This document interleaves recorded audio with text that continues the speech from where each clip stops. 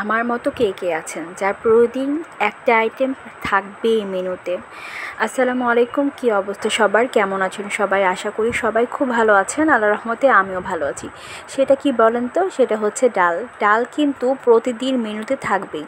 আমি জানি না কার বাসাতে কীরকম, বাট আমার বাসায় কিন্তু রেগুলার ডাল রান্না করতে হয়। যাই হোক, তারপরেও আজকে অনেকগুলো জলপাই নিয়ে এসেছি। আর আমার ডালে কিন্তু টক দিয়ে রান্না করলে খুবই ভালো লাগে, খেতে খুব ভালো লাগে আমার কাছে। সো আমি জলপাই দিনে জলপাই দিই, আমের দিনে আম দিই, যা থাকে তাই দিয়ে রান্না করি। তো এই তো আমি ডালটা বাগার দিয়ে ফেললাম। বাগার দিয়ে আমি কিছু ধনিয়া পাতা দিয়ে নামিয়ে ফেলবো। আর ডাল কিন্তু ধনিয়া পাতা টক দিলে রান্না করলে এমনি অনেক মজা লাগে। আর এটা তো আমার বাসায় একদম পুরো রেগুলার, এটা রান্না করতেই হবে, না হলে হয়তো বা চলেই না। তো তারপর চলে গেলাম কিছু কলা ভর্তা করব। আসলে অনেক দিন ধরে কলাগুলো খেতে ইচ্ছে করছে না। তো ভাবলাম আসলে কলাটা ভর্তা করে ফেলে, তাহলে হয়তো বা ভালোভাবে খাওয়া হবে। তো আমি কলাটা ভর্তা বসিয়ে দিয়েছি, ভর্তা না, সিদ্ধ বসিয়ে দিয়েছি।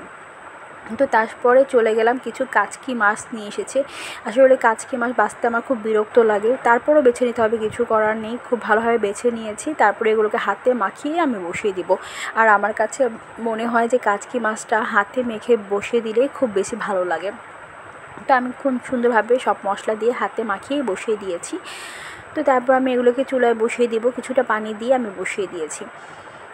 আসলে পানি বলতে আসলে একটু ঝোল রাখবো সেজন্য। তারপর আমার বলকও চলে এসেছে, তার মধ্যে আমার কলাগুলোও সিদ্ধ হয়ে গিয়েছে। আমি কলাগুলোকে নামিয়ে, প্রচুর গরম ছিল যার জন্য কাঁটা চামচ দিয়ে একটু থেতলিয়ে নিয়েছি।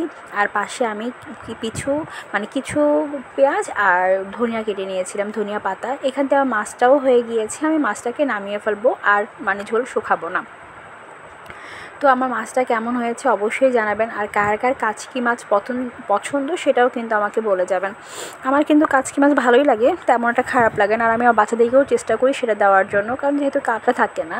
তো আমি কিছু শুকনো মরিচও নিয়েছি। আজকে আসলে শুকনো মরিচ দিয়ে করব।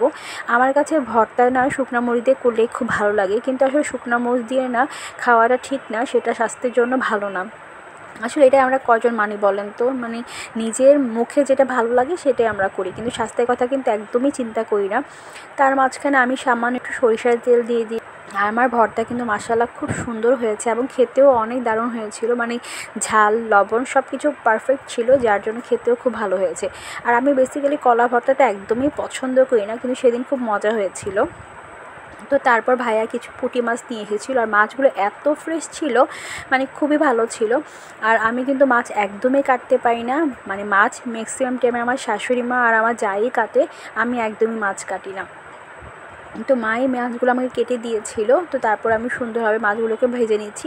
আর আমার কাছে কিন্তু মাছগুলো ভেজেই রান্না করলে বেশি ভালো লাগে, পুঁটি মাছ আমার ভাজাই অনেক পছন্দ। সো আমার মতো কার কার পুঁটি মাছ ভাজা পছন্দ তারা কিন্তু অবশ্যই কমেন্টসে জানাবেন। আল্লাহ হাফেজ, আসসালামু আলাইকুম, হাফেজ।